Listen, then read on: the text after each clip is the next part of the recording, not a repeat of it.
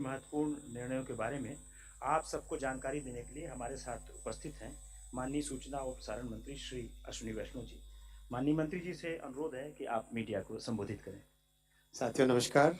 आज दो बहुत बड़े महत्वपूर्ण फैसले लिए गए माननीय प्रधानमंत्री श्री नरेंद्र मोदी जी की अध्यक्षता में कैबिनेट में।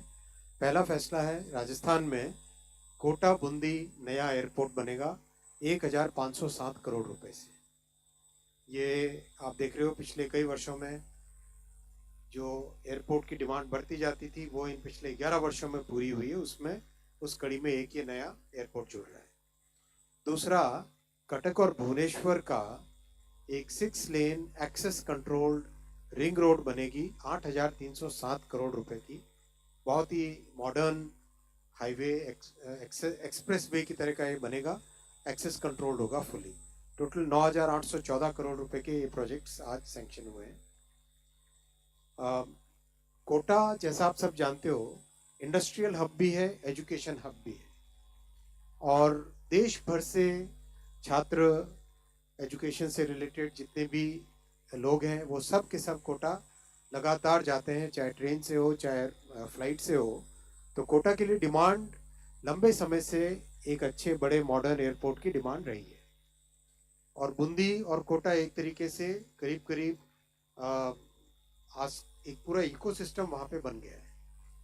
एग्जिस्टिंग एयरपोर्ट बहुत छोटा सा है, पुराना है, उसको मॉडर्नाइजेशन किया गया है और अब एक ग्रीनफील्ड एयरपोर्ट, नया एयरपोर्ट बनेगा Kota Bundi airport.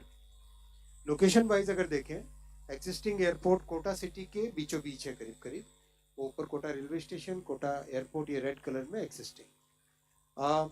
State highway 70 से जाके NH52 और ये कोटा देवली बाईपास, यहाँ पे देखें तो एक बड़ा पैच आइडेंटिफाई हुआ है जो कि कोटा बूंदी ग्रीनफील्ड एयरपोर्ट नया बनेगा। अच्छी लोकेशन है, बहुत अच्छी लैंड है, करीब करीब 20,000 स्क्वायर मीटर की टर्मिनल बिल्डिंग बनेगी। 3,200 मीटर का रनवे बनेगा। 1,000 एकड़ जमीन राजस्थान सरकार इसके लिए फ्री ऑफ कॉस्ट दे रही है और करीब 1,507 करोड़ रुपए का इन्वेस्टमेंट इसमें आएगा। कैपेसिटी इसकी होगी 2 million passengers, 20 lakh passengers per annum की इसकी कैपेसिटी होगी और 2 साल के अंदर कंप्लीट करने का टारगेट लेके चल रहे हैं। जमीन ऑलरेडी इसकी आइडेंटिफाई, क्लियर, सारा टाइटल वगैरह सब ठीक हो चुके हैं इसके। तो अब काम तुरंत, जैसे ही आज कैबिनेट में अप्रूवल हुआ है, तुरंत इसमें काम आगे बढ़ेगा। साथियों, 2014 तक, भारत के आज़ादी से पहले से भी लेके 2014 तक मात्र 74 एयरपोर्ट्स थे भारत में, मात्र। इन 11 वर्षों में डबल से भी ज़्यादा होके 162 ऑपरेशनल एयरपोर्ट्स हो गए और पैसेंजर्स हवाई यात्रा के माध्यम से जाने वाले जहां केवल 17 करोड़ के आसपास थे, 16.8 करोड़, वो आज 3 गुने, ऑलमोस्ट 2.5 टाइम से ज़्यादा, 41 करोड़ से ज़्यादा एयरपोर्ट में एयर ट्रैवल में पैसेंजर्स अभी हो गए। एयरपोर्ट अगर भारत के नक्शे पे देखो तो करीब करीब हर एरिया में अब एयरपोर्ट्स लगातार बढ़ते जा रहे हैं और ये 3 अलग अलग टाइप के दिए हैं। 147 एयरपोर्ट्स, वाटर एयरड्रोम्स 2 और हेलीपोर्ट्स 30। दूसरे प्रोजेक्ट पे आता हूँ साथियों। 6 lane access control ring road Cuttack और भुवनेश्वर के लिए। कटक और भुवनेश्वर प्रैक्टिकली ट्विन सिटीज हैं, बीच में नदी है। कटक 5,000 साल पुराना शहर है, बहुत ही प्राचीन शहर है, प्राचीनतम दुनिया के बहुत प्राचीन शहरों में से एक है। और भुवनेश्वर नया कैपिटल बना था।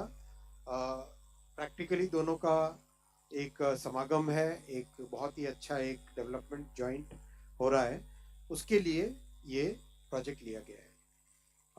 कटक भुवनेश्वर दोनों ही आप देखोगे कोलकाता से चेन्नई का जो NH16 है, इसके ऊपर दोनों अवस्थित है, उड़ीसा में।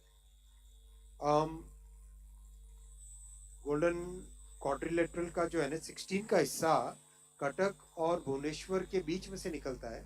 ऑब्वियसली वहाँ पे काफ़ी कंजेशन है, तो लंबे टाइम से एक डिमांड थी कि इसकी एक रिंग रोड बने जिससे कि ट्रैफिक का फ्लो एक अलग तरीके से ठीक से हो। तो ये प्लानिंग की गई है। NH16 आप देखेंगे ऊपर पानीकोयली, चंडीखोल, चौद्वार, कटक, भुवनेश्वर, खुर्दा और नीचे टांगी की तरफ टुवर्ड्स चेन्नई और टुवर्ड्स कोलकाता ऊपर की तरफ। बीच में महानदी आपको दिखाई देगी, बहुत ही प्रसिद्ध नदियों में से एक है महानदी।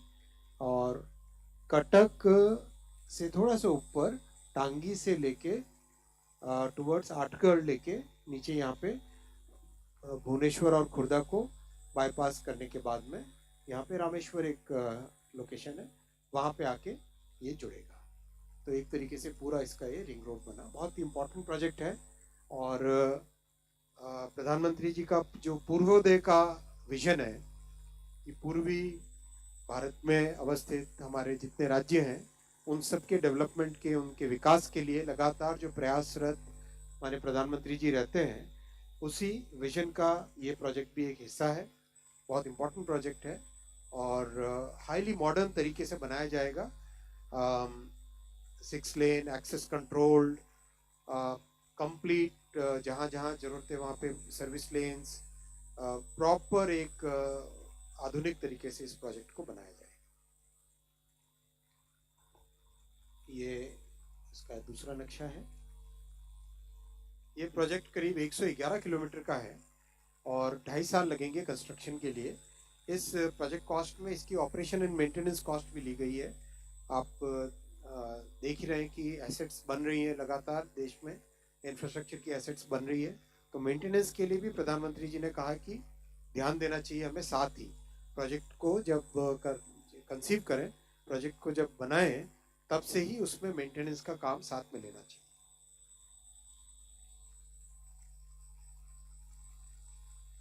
ओवरऑल साथियों, हमारे देश की नींव को मजबूत बनने के लिए, विकसित भारत की नींव रखने के लिए और हमारे मिडिल क्लासेस और युवाओं के लिए नई अपॉर्चुनिटीज क्रिएट करने के लिए आपने देखा इस ऐतिहासिक तीसरी टर्म में प्रधानमंत्री जी ने करीब 10,74,00,000 करोड़ रुपए के इंफ्रास्ट्रक्चर प्रोजेक्ट्स अप्रूव करवाए हैं। और ये आप ध्यान दीजिए इसमें थोड़ा सा कि जब कोविड के बाद में सारी दुनिया ने एक कंजम्पशन बेस्ड सॉल्यूशन ढूंढा, वहां प्रधानमंत्री जी ने इन्वेस्टमेंट बेस्ड सॉल्यूशन देखा। इस इन्वेस्टमेंट बेस्ड सॉल्यूशन के कारण आज जहां विश्व में एक अनिश्चितता है, वहां भारत में एक हाई ग्रोथ और 18 साल के बाद में भारत की जो सॉवरेन रेटिंग है वो इम्प्रूव हुई है, आगे बढ़ी है, अपग्रेड हुई है। और आप देखिए भारत की अर्थव्यवस्था कितनी लाइव और कितनी एजाइल है, कितनी आगे बढ़ रही है, ये इसका सबूत है। और इसके पीछे इंफ्रास्ट्रक्चर, इन्वेस्टमेंट, रिफॉर्म्स, हर सेक्टर का ध्यान देना, किसानों के लिए हित में काम करना, सेफ्टी नेट बनाना, एक कॉम्प्रिहेंसिव इकोनॉमिक पॉलिसी प्रधानमंत्री जी ने रखी, जिसके कारण आज भारत दुनिया में एक ब्राइट स्पॉट की तरह उभर रहा है। मैं यहीं पे रुकूंगा और आपके प्रश्न। नमस्कार, आप प्रश्न पूछ सकते हैं और प्रश्न पूछने के पहले अपना और नाम और अपने संस्थान का परिचय दें। 238 पहले, फिर 4 नंबर आप। सर मैं तरुण हूँ। सर मैं तरुण हूँ, जी बिजनेस से। सर जो अभी कोटा का अभी हाल का जो एयरपोर्ट था सर, उसी को क्यों नहीं अपग्रेड कर दिया गया, मतलब ग्रीन फील्ड पे, क्योंकि वो बनाना, क्योंकि काफ़ी लंबे समय से सर उसकी डिमांड थी सर, इसलिए। एरिया चाहिए, काफ़ी स्ट्रॉन्ग एरिया चाहिए और लंबा रनवे चाहिए। उसके कारण से एक अलग से ग्रीन फील्ड की जरूरत, फिर कोटा और बूंदी दोनों का इसमें लाभ मिलेगा, ये भी एक बात। दुनिया में अगर आप देखोगे करीब करीब हर शहर में, आप यूएस के पूरा अगर देखें, यूरोप में भी देखें, जापान में भी देखें, करीब करीब हर बड़े शहर में, जो शहर ग्रोइंग सिटीज़ हैं, उसमें ग्रीनफील्ड एयरपोर्ट थोड़ा शहर से दूर वैसा बनाने का, जिससे कि आप कैपेसिटी बढ़ा सको। और सबसे बड़ी बात है लॉन्ग रनवे 3.2 किलोमीटर्स का जो इसमें रखा है वो बहुत इंपॉर्टेंट है, बड़े प्लेन भी उसमें आ सकते हैं। सेकेंड रो में 4। This is Sanjeev Chopra from PTI. This Kota airport, the new greenfield airport, how far is it from the city, and whether the existing airport, which is very small as you said, only small aircraft can enter there. So will this exist in the near future, or finally, or will this be discarded in the times to come? ना, generally all cities that we are constructing new airports, the existing airport will continue to serve because that's right in the middle of the city, so it will continue to serve, and the new airport will add the extra capacity. Okay, कितना distance? From the existing airport, 23 kilometers. First row में लक्ष्मण जी, आपने बाद में sir मैं Lakshman CNBC आवाज से। मेरा सवाल ये कि अभी तक आपने जैसा कि एग्जांपल दिया कि सरकार ने करीब 88 नए एयरपोर्ट ऑपरेशनल किए हैं 2014 से लेकर के अब तक। तो इन सारे एयरपोर्ट का कोई असेसमेंट किया गया है क्या कि कितनी कैपेसिटी है और कितनी कैपेसिटी यूटिलाइजेशन वहाँ पे हो रही है? जो फ्लाइट ऑपरेशनल हैं वो कितने प्रॉफिटेबल हैं? 80% यूटिलाइजेशन है, which is very good. 80% होती है, नया बनाना चाहिए। सेकेंड रो से और कोई तो नहीं है? फिर थर्ड रो कोई पूछने वाले हैं? Fourth row, fifth, 49, fifth. जो फैसले लिए सारे आपके सामने रखे। Six row, anybody in this plan? 46। नमस्कार सर, अनुपम हूँ AIR से। सर ये भुवनेश्वर और कटक वाला जो बाईपास है सर, कब तक कंप्लीट होने के आसार हैं सर? 2.5 साल का है project. Thank you sir. Okay. Anybody else on this plan? Then central. Anita ji, हाँ पूछिए।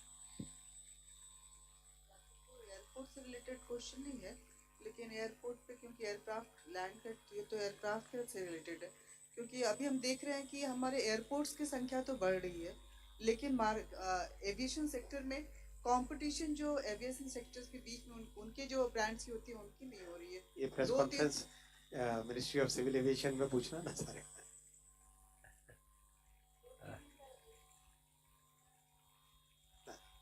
अपने को फोकस रखो। Then right side में 166, third row.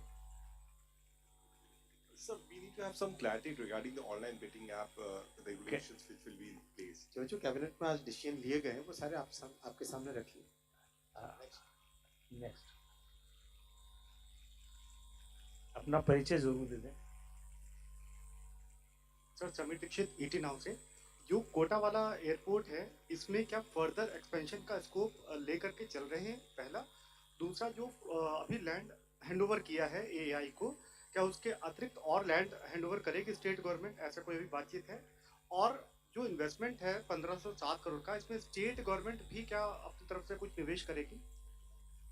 स्टेट का कुछ एक्सपेंशन अभी लैंड उनका कंट्रीब्यूशन है, राज्य सरकार का लैंड कंट्रीब्यूशन है और फ्री ऑफ कॉस्ट भी है, और ये सफिशिएंट लैंड है। मेरे ख्याल से 20,000 square meters is huge. Terminal building के लिए, रनवे के लिए भी ओवरऑल 1089 एकर्स दिए हैं, which is very good. Apart from passenger इसमें कार्गो के लिए भी होगा जहाँ होता है कार्गो के लिए का स्कोप है इसमें? कार्गो में रहता ही रहता है। Fifth row, Deepak 190।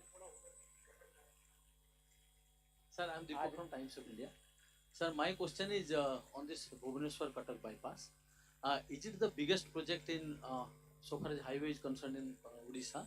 That is question number one. Number two, because government talks about Gati Shakti master plan, and there is also a proposal to have Bhubaneswar Cuttack metro project. So has it been factored in that this road will also provide some kind of connectivity to the metro network? देखो यार, ऐसा है, this is one of the largest projects for sure, but overall the investment in Odisha is significant, as you are aware yourself. Large number of projects, whether it is railway projects, whether it is highway projects, port projects, large number of investments are going into Odisha, and execution is also very good now. This definitely is part of the Gati Shakti National Master Plan, and any other mode of transportation which gets into this master plan, they all have a very good intermodal connectivity plan. Okay, thank you.